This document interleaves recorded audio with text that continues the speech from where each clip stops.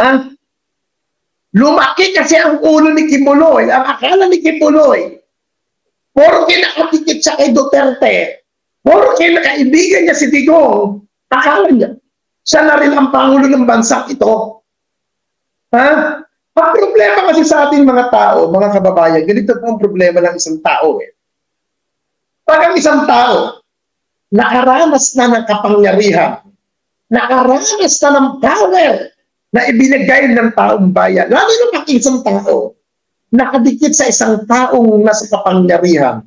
Pag ang tao nakadikit na sa tao na may pwesto sa gobyerno, nagiging hambog, nagiging mayabang.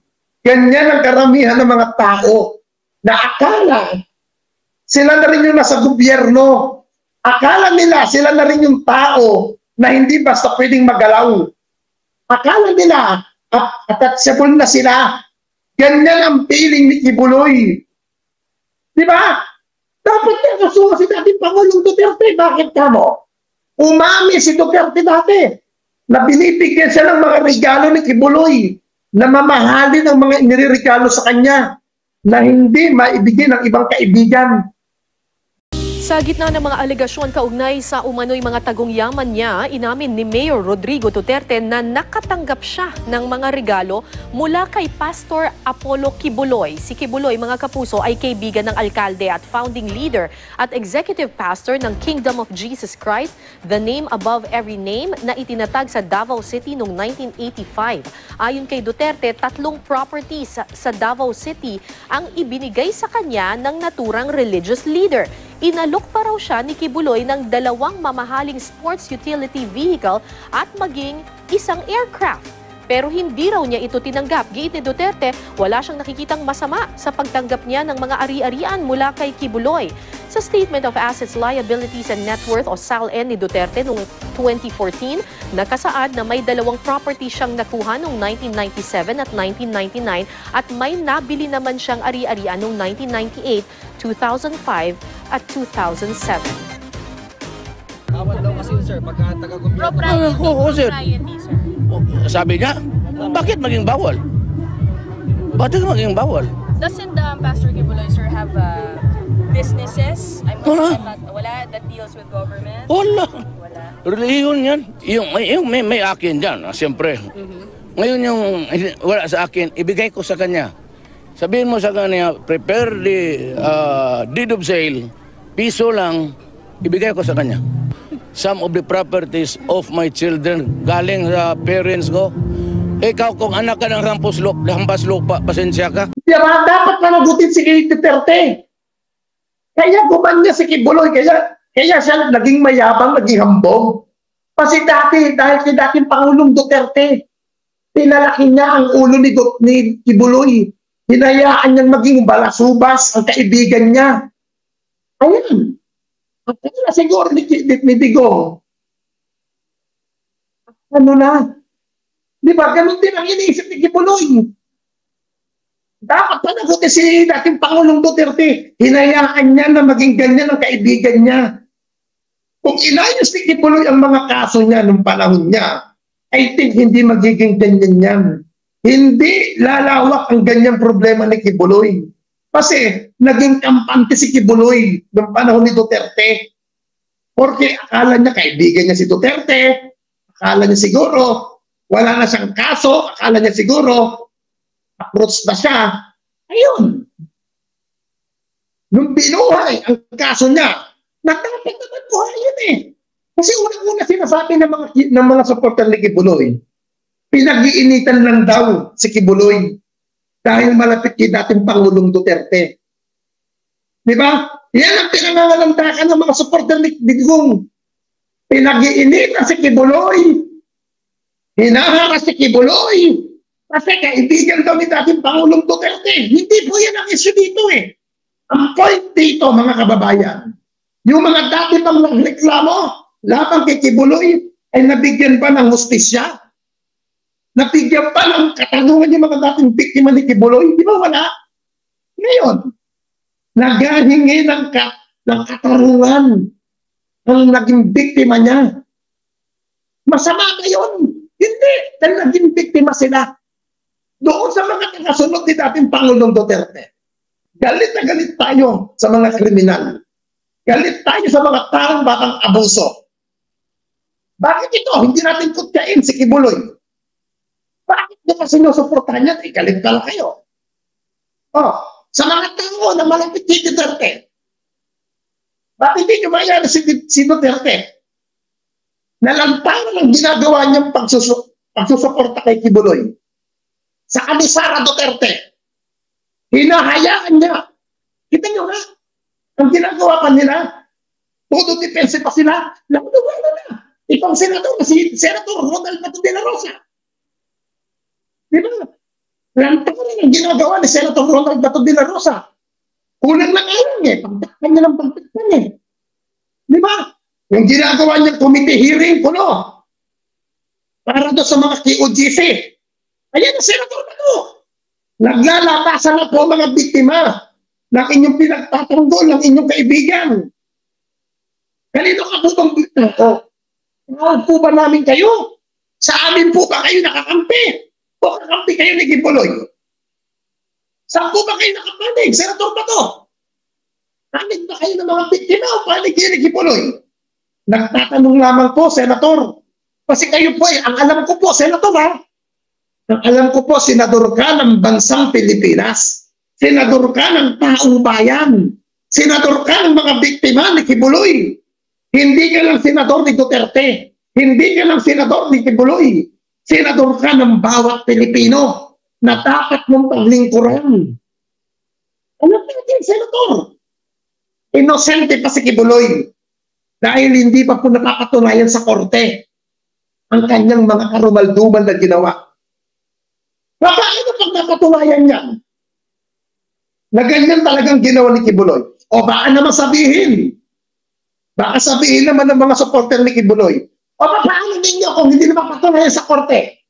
At ang sasabihin ng korte, innocent si Kibuloy, di okay.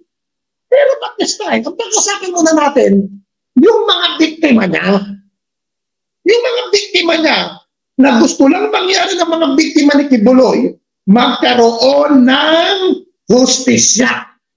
Magkaroon ng katugunan ang kanilang problema na hindi nila makalimutan dahil sa ginawang kahayupan, kamanyakan ni Kibuloy.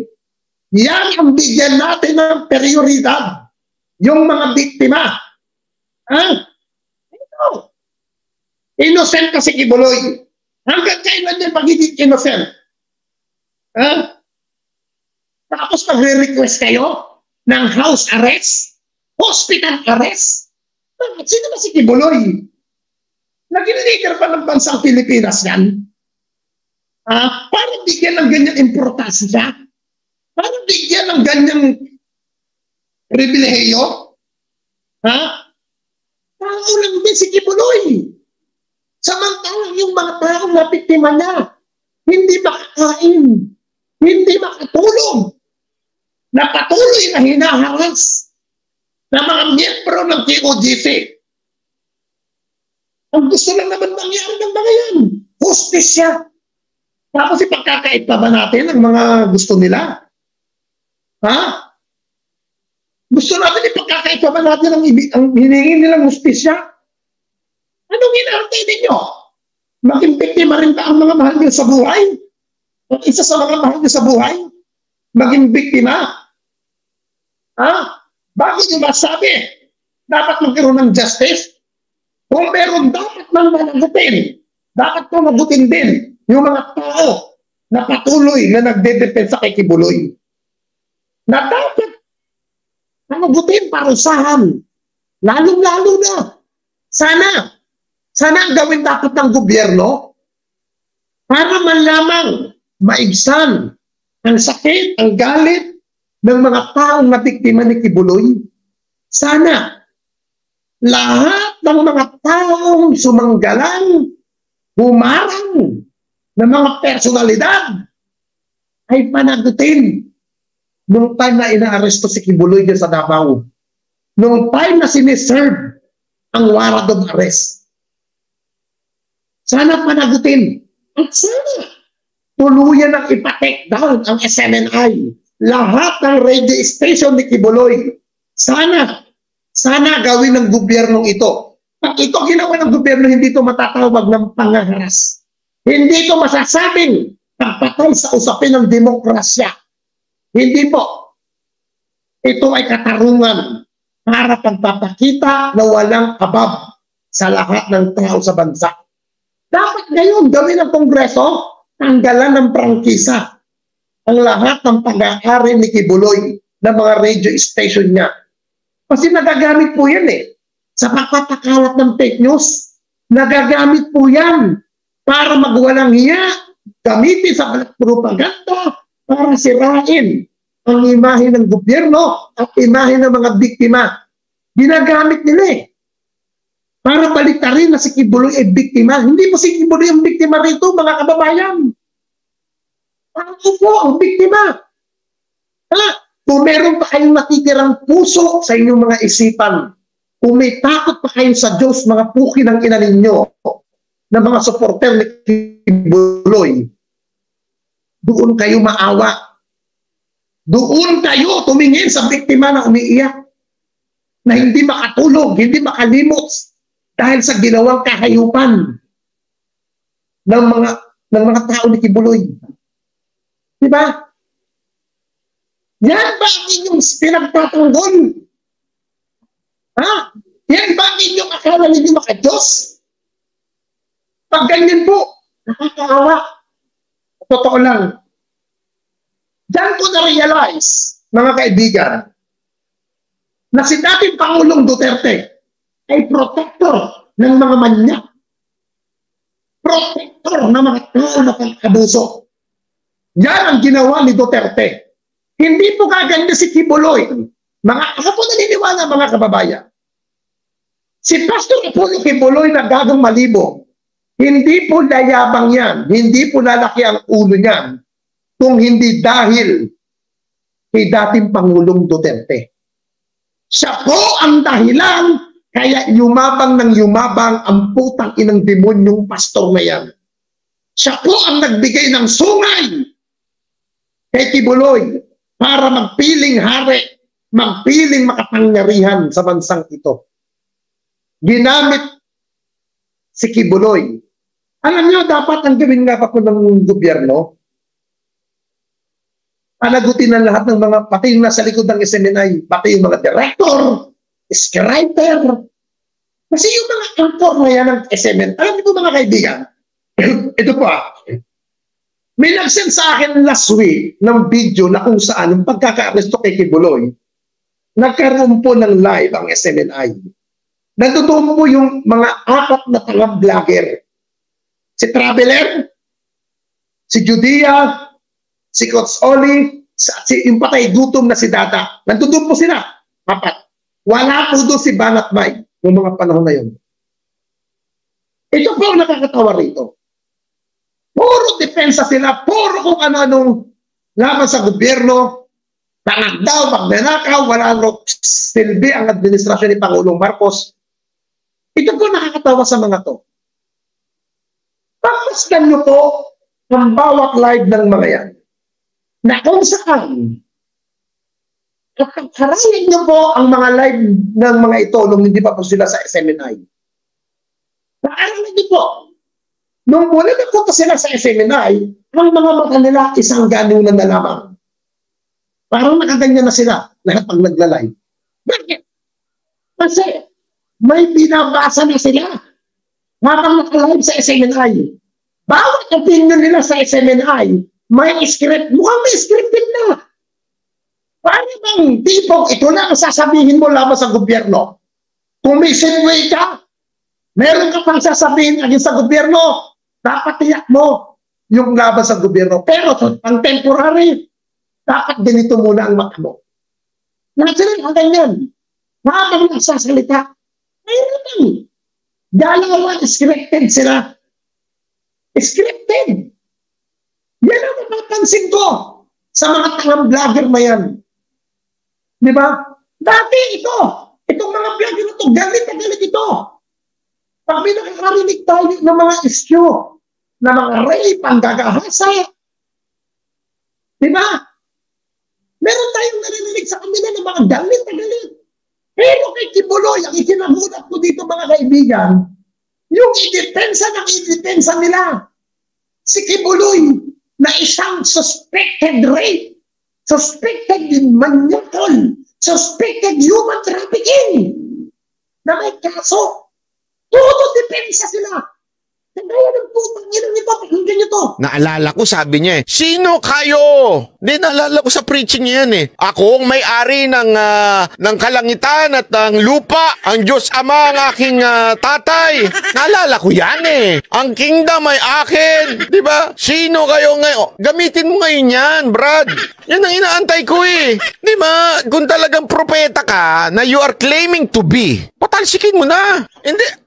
Hindi ko siya binabatikos Binabalik ko lang sa kanya yung lahat na sinasabi niya. Sinabi niya kasi yan. Alam niyo kung bakit yung sinasabi to? Simpleng-simple. Akala ko ba, sabi mo noon, ikaw ang appointed. Ikaw lahat. Ikaw ang pinakamakapangyarihan. Di patigilin mo na itong gobyerno natin na magkatapos-tapos na itong problema natin sa bayan. Di ba ganun lang naman kasimple yun? Mga kababayan, nung panahon nung yan, ito pong leader, ito pong nagkukumpas sa vlogger ng mga DBS, ng mga Kibuloy fanatic kulong vlogger. Ito po sinasabi ng leader nila, si Banat Bay na kupal na supot at bakla na panot na hindi magawa na aminin na siya'y bakla. Yan ang sinasabi ni Banat Bay. Pero ngayon, iba na ang sinasabi. Todo depensa na. Todo tanggol na kay Kibuloy, ang putang ina. Ang akala ko naman, matalino, magaling, yung pala, certified na bobo ang katauhan mo, Banat Bay, putang ina mo. Araw-araw. Bakit pinaggantutan ang nanay at tatay mo? Dahil sa katulad mo, lumabas ang isang tarot. Yan, tama ka, Erwin Lopez. Nagpapagawa na.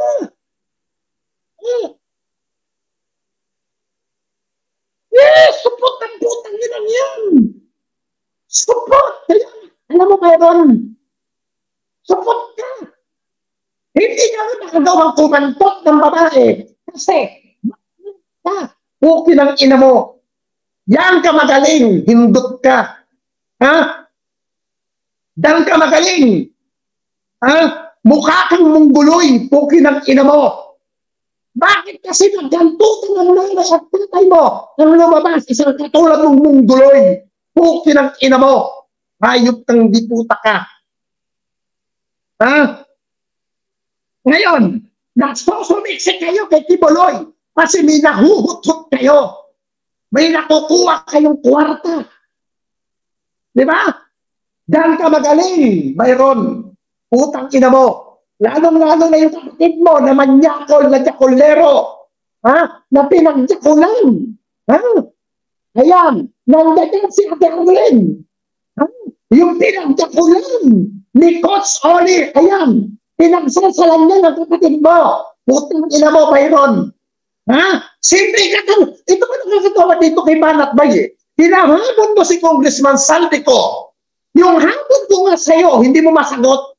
Until now, hindi mo masagot. Yung accusation sa'yo ni Joe Duterte na binentahan mo ng kotseng bulo na hindi walang papel, na hindi nyo pa maibalik ang kwarta ng pobre. Tapos nagmamalinis ka na matinong tao ka. Magmamalinis kayong makapitid kayo na matitino kayo. Pinatutuwatan nyo si Joe Duterte. Binenta nyo ang kotse na bulok na hindi na makinabangan ng tao, na pinaghirapan ng tao sa Amerika. Tapos kung makakasta kayo, kala nyo totoo kayong matitino? Byron, bago ka maghamon sa isang katulad ni Congressman Saldico, ako muna ang harapin mo, pukin ang ina mo, sakutin mo, ang hamon ko sa'yo. I-explain mo yung pinalalabas mo na by no brand nyo. Yung kotse ibinenta ninyo. Pero isang bulok, mas bulok pa sa pagmumukha mo. Putang ina mo, Byron. Pinapalabon mo sa pamilya mo? Pinapalabon mo sa mga kamag-anak mo yung pera na galing sa panloloko sa taong bayan? galing sa pambabayad sa'yo para mag-draw at ipagtanggol ang nanakaw na kriminal na yan. Hindi naman may tatanggi. May criminal case si Kibuloy, kaya criminal yan. Pero, inosente pa rin kahit paano. Pero hindi nyo may tatanggi. May criminal yan. Kasi may criminal record ang putang inang yan. Tapos sasabihin nyo, inosente? Ano na yan sa'yo? Mayroon. Ito tatlo. Ito yung sinasabi mo. Naalala ko, sabi niya sino kayo? Hindi, naalala ko sa preaching niya yan Ako ang may-ari ng kalangitan at ng lupa. Ang Diyos Ama ang aking tatay. Naalala ko yan Ang kingdom ay akin. Diba? Sino kayo ngayon? Gamitin mo ngayon yan, Brad. Yan ang inaantay ko Diba? Kung talagang propeta ka na you are claiming to be, patalsikin mo na. Hindi ko siya binabatikos Binabalik ko lang sa kanya yung lahat na sinasabi niya. Sinabi niya kasi yan. Alam niyo kung bakit yung sinasabi to? Simpleng-simple. Akala ko ba, sabi mo noon, ikaw ang appointed. Ikaw lahat. Ikaw ang pinakamakapangyarihan. Di patigilin mo na itong gobyerno natin na magkatapos-tapos na itong problema natin sa bayan. Di ba ganun lang naman kasimple yun? Di ba yan ang dating pinagtisigawan mo? Ngayon, nag-iba ka na ng hangin. Naging panatiko ka na. Nahimod ka na ng deal ng bulbul ni Kibuloy. Naging taga-sipsik ka na ng bulbul ni Kibuloy. Bukin ang ina mo. Nung pumunta kayo ng abroad, nung pumunta kayo sa Macau, hindi ba todo depensa kayo ron? Hindi ba todo kayo tanggol kay Kibuloy? Nakapasalamat kayo dahil naipasyal kayo ni Kibuloy. Naipunta kayo sa abroad. Di ba? Todo depensa pa kayo kay Kibuloy noon. Di ba? May pinakita kang video dati. Ayun. Ano ito gagawin mo? Hindi ka na masisisik, mayroon 10 kayo ng mga demonyo na todo depensa kay Kibuloy kasi napa-abroad kayo. Nalibre kayo mapunta ng yung chichip ninyo. Mapunta nyo na kalado na itong putang ina si Traveler. Mapatay buton. Ano nga masabol mo sa social media, Traveler? Dumikit ka yan sa mga Duterte. Putang ina mo ka. Walang kapatyan. Putang lupa ka lang din na pukin ng ina mo ka. Feeling mo matagal ka ng vlogger. Walang ka na masulpot pukin ng ina mo ka. Yung mga taguang vlogger ni Kibuloy na Duterte defender ko Tapos na ako dyan. Kung ang sinasabi na matatanda, punta ka lang kayo. Kapalik na ako. Pukin ang ina ninyo. Iisa-isa lang naman ang ligaw ng bitoka ninyo Ang umasa sa palipad. Ang umasa sa sahod. Ako wala ko ng bill. Wala ko nag-monetize. Kung sasabihin ninyo, wala akong kwentang tao. Ano ba kaibigan tayo? Tapos pinakikilamahan ninyo mga video ko. Pinagdalala ninyo mga video ko na kahit wala akong pahintulot sa inyo, todo kayo kuha ng video ko. Iyan kayo noon magkakakampi tayo. Ako, wala akong pakilamang sa inyo. Kasi, hindi ko lang sa vlogging ko kung anong gusto kong sa loobin. Yun ang ilalabas ko. May kinupas kayo. Nangyayon ng ibang putang inang bang si J.D. Mara? Yung mga inistandong OFW. Hindi ba nagbulaban ng makayos? Yung mga hinutukan mo na mga OFW. Magbabalinis ka ng J.D. Mara? Sabi ng mga lantakan mo, yung video sa akin na voice record, makakunan. Magaling gayahin ang voice record, gago. Sa korte. Patutunayan niya kung ako nga ba yan. May mga absta tayo, mga gago. Sa korte, dapat sabihin ng mga inaakusahan nyo na totoong voice ko yan. Huwag tayo magmarunong, mga kupal. Ako, kaso ko, alam ko na ang galawan pagdating sa kasuhan, mga gago. Ano ba naman tulayan ninyo? Kumuda ng kumuda? Ha? Makipon muna kayo ng santabukal na kaso, mga gago. Tigilan nyo na muna yung kaartihan ninyo. Tigilan nyo na muna yung pagpapalabas ng mga magagaling kayo. Ha? Kung matalino kayong vlogger, kung may mga may utak kayo, alam nyo nang may kaso yan. Alam nyo nang may mga kahalayang ginagawa. Todo pa rin kayo depensa sa isang manyakol. Yan ba may utak? Yan ba ang matalinong vlogger? Ang tawag dyan, mga mangmang, mga tanong, mga demonyo, mga puki ng ina ninyo. Kasi ang gusto ninyo, pagkakitaan si Kibuloy para meron kayong ipanlamon. Yan ang gusto ninyo, mga puki ng ina ninyo. Hindi na lang magjakol kayo na ang mga bulok ng tumod, maglabasa na.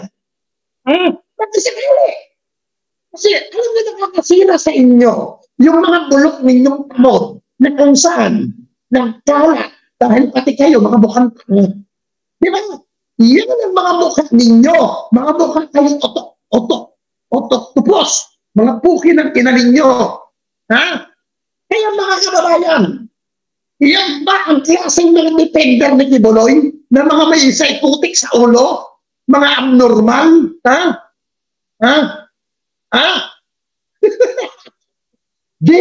Di ba na kahit appointed son of yung Banyake? Yes! Yan ang dinidepensa ng mga bobo! Basta dinidepensa ninyo, mga puki ng ina ninyo, certified na mga malilipog din kayo. Ito ang patay gutom na si Master Judea.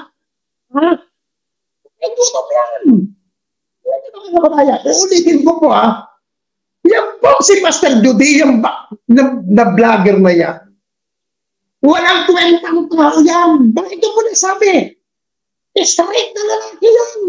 Pero, ang bayan, paong po yan. Walang anak. Kumakantok ng kani-kaninong babae. Kasi yung asawa niya, hindi rin siya mabigyan ng anak. Kaya saka silang baong. Yan po si Jiggy Barra. Isang tukal din niya. Pero po ito si Judea. Mga kababayan, ito si Judea. Judea, makinig ka. Okay lang, ina mo, patusin ko mukha mo, Judea. Ha? Makinig ka. Putang ina mo, Judea ka, ha? Master ka pang putang ina mo ka. Makinig ka sabihin ko, Judea. Wala kang ibang mamalaki. Bakit? Manulit na malibog ka. Baog! Walang kwenta ang pagkatao mo. Ha? Sayang ang tabot mo kasi walang kwenta. Basura. Putang ina mo ka. Ha? Sa langit, puta-puta huling ina mo. Sinilang ka pa dahil baog ka naman. Walang kwenta. Ha? Puti ng ina mo, Judea ka. Ha? Master ka pang kakilalang master. Pero inutin.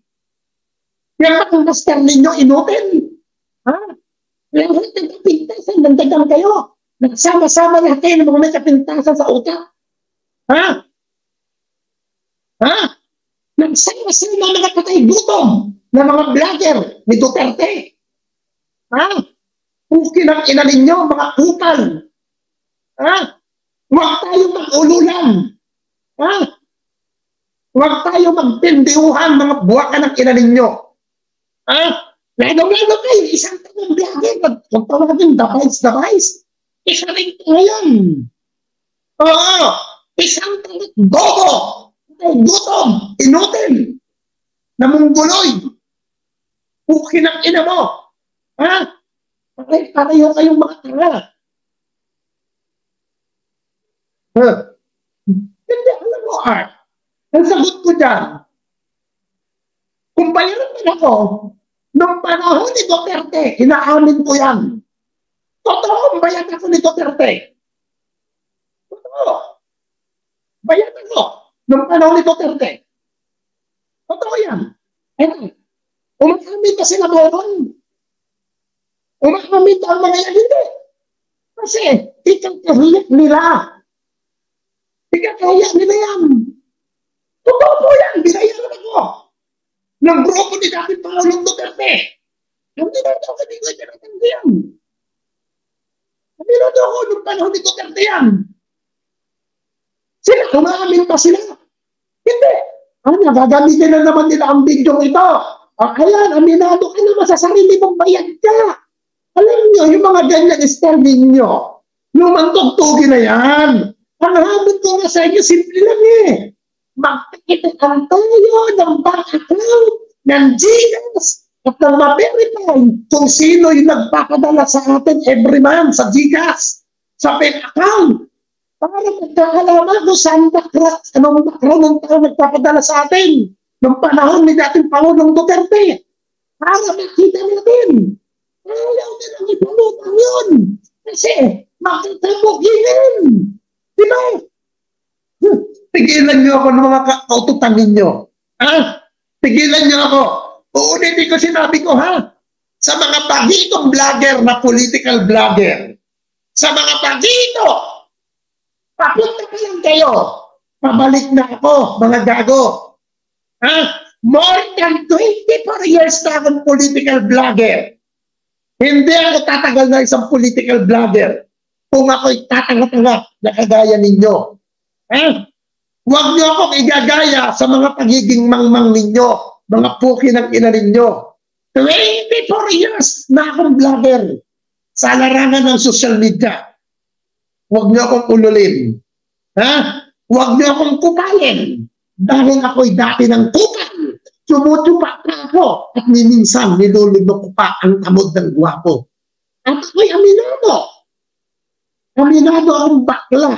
Hindi kagaya ng isang katanong na dyan, nakakalbo na hindi magawang umamin na bakla na si Banat Bay. Hirap na hirap. Ilabas ang pagiging bakla. Hirap na hirap. Nakaminin. Kaya kayo, palihim na lumulutang kung saan-saan gay bar. Ang sama ng loob mo. Mamamatay ka ng sama ng loob, Banat Bay, na hindi mo makakamtan ang tunay na ligaya, ang tunay na sarap. Ha? Ina mo ka kayo, impit mo may almoranas na. Ha? May almoranas ka na, Kairon. Pwede ka makipakita ang pit mo sa korte na may almoranas ka. Na may galis ka. Idedimanda mo ako, Kairon. Go ahead. Nagpapasantak ka. Ito na may galis ang pit mo, Kairon. Yes, mga kababayan. Nag-trisan po yan si Byron. Meron kaming hinahal ng Pulboy dyan sa Quezon City Circle. Nagpuntok po yan si Banat Bay. Ang pit ko niya, ginanggalis na. Yes, ginanggalis na po ang pit ni Byron. May almoranas. Ngayon, kung ang ikikibang mo, Banat Bay, tutunayan mo sa korte na wala kang almoranas. Ipapakita mo sa korte ng pit mo. Willing ka makipakita sa korte ng pit mo. Willing ka ba na ilabas ang pit mo ang tumbong mo sa korte? Kasi kung ako hindi ka naman willing magpakita ng tumbong mo. Hindi, wala kang karapatan magdemanda. Banat Bay, dapat ipakita mo ang pit mong ginagalis. Putang ina mo. Na nag-trisang tayo na kinuha natin sa Quezon City Circle, pagkatapos ng meeting natin doon sa BGC, naalala mo? Kung nag-meeting tayo, sabi mo, takbo ka rito. Takbo ka dito sa Quezon Avenue. Starbucks. Di ba sabi mo sa akin doon? Takbo. Bago ka umuwi ng Baguio, gala muna tayo ng Circle. Gala muna tayo. Sinamahan kita. Di ba? Ngayon, nakakawa tayo sa ating dinala, yung lalaki. Diyan! Sa Cubao natin dinala. Sa Eurotel, Cubao. Kaya ako muna pinapasok mo. Sabay ng elevator ka na. Sa room. Ang ina mo ka. Nakantok ka. Ngayon ka, Byron. Nakantok ka, Banat Bay. Huwag ka magmalinis. Kung yung kapatid mo nga, pinagdating mo lang, si Madam Arlene. Putang ina mo. Ikaw. Yung bayan, ito pala kami bakla. Kung ina mo, hindi mo magawa. Ha? Bakla yan, bakla yan. Bakla na, pasuntok ko. Pwede mo yung gawin. Pasuntok yan. Ha? Magaling mag-BD. Hindi ko lang alam kung magaling sumuso. Hindi ko lang alam kung magaling sumuso si Manat Boy. Kasi, suntok ko yan. Pero, nung sinususo ko yung lalaking namin, tumitirik ang mata sa akin. Sarap na sarap sa akin. Oh, sarap na sarap yung lalaki sa akin. Pero kay Byron, siya naman, sarap na sarap siya. Siya ng lalaki. Again, mga kababayan, maging mapagmatsyag po tayo. Huwag po tayo magpapadala sa mga fake news. Tulungan po natin ang gobyerno ni Pangulong Marcos. Ha? Tulungan natin, supportahan natin. Mga kababayan, tagumpay ni Pangulong Marcos ay tagumpay ng bawat Pilipino, tagumpay ng bawat sambayanan. Mula Luzon, Visayas at Mindanao at sa lahat ng mga kababayan natin OFW. Magsama-sama po tayo. Labanin ng mga fake news na gawa ng mga demonyo, gawa ng mga anti-government. Again, magandang umaga sa inyong lahat. Sana yung pang music ko. May pang music ako dito eh. Sana yun? Again, magandang araw po sa inyong lahat. So, yun po ang nangyari. Talagang itong si Kibulok, naging astig-astigan, naging akala mo kung sino, naging akala mo siya na ang presidente ng Pilipinas kung makaasta. Kasi nga po, di ba? Dahil sa pagiging kaibigan niya kay Duterte, kay Digong. Aba, kunwari, di ba, si Digong, binigyan daw po ng 3 properties. Inamin naman ni Digong yan. Inalok pa daw ng magandang SUV, 2 sa kanang aircraft. Hindi na lang tinanggap. Pero di ba, tumanggap si Digong kay Kibulok ng 3 properties, abay syempre, ikaw na ang pinakamagaling na pastor sa buong mundo kapag naging kaibigan mo ang isang mayor. At eventually nga ay naging presidente pa. Di ba nga kita nyo dito sa nangyari na ito, sa ginawa ni Kibulok. 6 na taong presidente si Digong. Sa loob ng pamumuno ni Digong, etong si Kibulok, talagang naging yung operation ng kanyang kulto, talagang nakarating ng Amerika, talagang lumaganap. Mas lalong naging agresibo ang ginagawa pong pagtatrabaho ng mga miyembro nito. Kasi nga po, kailangan nilang makalikom ng pera para sa pangarap ni Kibulok na gumawa ng New Jerusalem at yung Kingdom. Bukod sa namubuhay na itong si Kibulok sa lavish lifestyle na ang mga nagpo-provide ng mga kaluwalhatian, kasaganaan, kayamanan kay Kibulok ay yung mga kawawang, mga kabataang nagtitinda ng utap at namamalimos. Hindi lang dito sa Pilipinas, pati sa ibang bansa, Amerika, Hawaii, hanggang Canada, Japan. Ganun po ang nangyari dito kay Kibulok. Dahil ginawa po siyang kumbaga spiritual advisor, prinotektahan ni Digong. Aba, talagang maglalakas loob yan. Talagang lalakas po ang kalooban yan para po gawin yung mga hindi niya nagagawa noong siya ay hindi pa spiritual advisor at hindi pa presidente si Digong. Totoong-totoo to. Naging magkakuntsaba po sila. Maaring baka hindi alam ni Digong, ginagamit siya ni Kibulok, kinaibigan siya ni Kibulok para maging powerful din etong si Kibulok at eventually nga ay dahil nga po sa naging manyakol, nagpa-vasectomize, naging tumaas ang libido. Tumaas ang tawag ng kalikasan. Hindi, iba yun. Pag-ebak yun tawag ng kalikasan. Tawag ng kamunduhan. Dahil po sa napakasiding tawag ng kamunduhan, dahil nga po na vasectomize na to, ayun, di ba? Talagang ang ginawa po niya, ginawa po niyang pulutan ang mga, naku po, karumal-dumal talaga ang ginawa nitong si Kibuloc. At naging bulag-bulagan po diyan si Digong. Kahit na meron ng nagreklamo, taga Davao, doon sinampahan ng kaso si Digong sa Davao, itong si Kibuloc, doon sinampahan ng kaso nitong miyembro, nitong si alias Amanda. Kita nyo, binasura. Diba? Nabasura po yung kaso. Bakit? Syempre, ikaw ba naman, spiritual advisor ka ng presidente? Tapos may nagkaso sa yung rape. Kahit na ano pang kaso dyan, kahit na ano pa ikaso sa iyo, talagang ipapabasura yan. Diba? Kaya nga po politically motivated yung pagkakabasura dun sa kaso ni Kibuloc. Kaya nga po, pina-review ito. Nung pina-review, nakitaan ng probable cause. So, ayun. Diba? Nung pinalipat na ng DOJ sa ibang korte, nung inaral, may probable cause.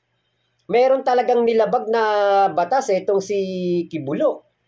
Which is, naging bulag-bulagan si Digong kasi nga, di ba? Kung man yun, bigyan ka ng 3 property. Simple lang talaga si Digong. Sabi nga ni Inday Sara, di ba? Simple lang sila. Simple lang ang kanyang ama. Simple lang kanilang pamumuhay. Pero, napakaraming properties pala. Biruin mo yan. Hindi pa presidente si Digong diyan sa pinlay nating balita ni Cara David. Hindi pa po presidente diyan si Digong. Nangangampanya pa lang, pero kita nyo, tumanggap na kay Kibuloc ng 3 properties. Ano pa kaya ang nangyari noong kalagitnaan ng kanyang pamumuno na kung saan dinubog po tayo. Pumasok po ang mga pogo at illegal na pogo dito sa ating bansa. Tapos, bigla na lang pinasa ni Digong yung bank secrecy law ba yun? Para hindi malaman yung mga salin, hindi mailabas. Aba, napakagaling talaga ni Digong, di ba? Kaya pala. Kita nyo naman, talaga naman pong may karma. Ako'y naniniwala sa karma. Dyan sa litrato na nandyan, nakikita nyo naman, si Digong halos parang hindi na makagulapay sa kanyang kinauupuan. Alam ko yung ganyang nasa edad na ganyan, medyo medyo malakas pa sana di ba? Kung hindi siguro naging pabaya sa katawan niya si Digong nung araw, siguro baka hindi ganyan ang kanyang inaabot. Pero meron namang stem cell di ba? Meron pa namang paraan para ikaw gumanda-ganda ang iyong katawan para hindi ka masyadong ilugmok ng katandaan, di ba? Pero kita nyo, talagang may karma. Talagang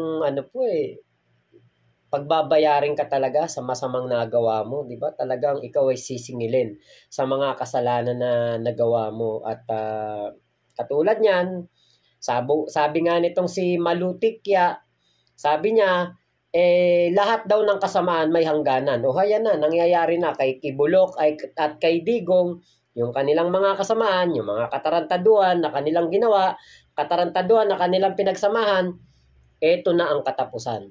Si Kibuloc nakulong na at tingin ko mabubulok na talaga sa kulungan. Kapag siya po ay nasentensyahan ng 40 years reclusion perpetua, ngayon siya ay 75 years old, 115 years old, lalaya na siya.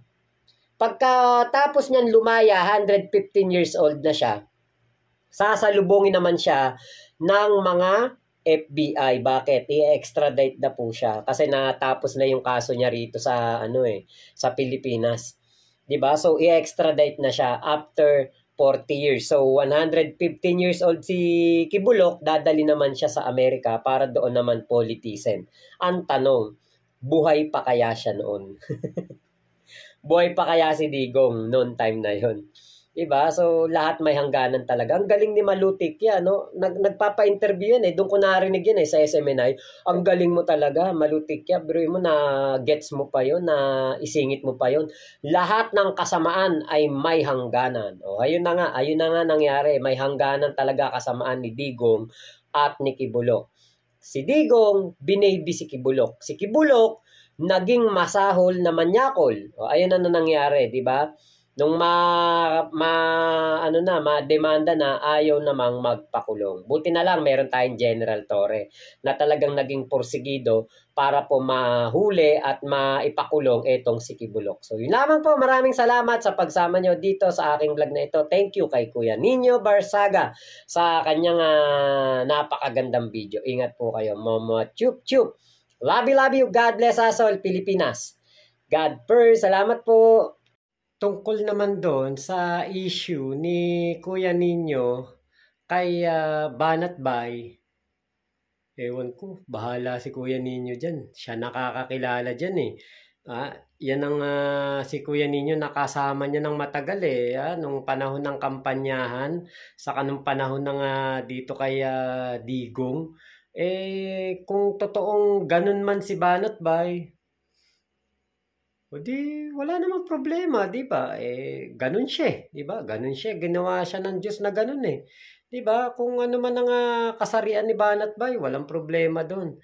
Pero ang problema kasi doon, nagtatanggol siya ng kriminal, di ba? Bahala na sila doon sa problema nila na yon ni Kuya Nino. Di demanda niya si Kuya Nino, di ba?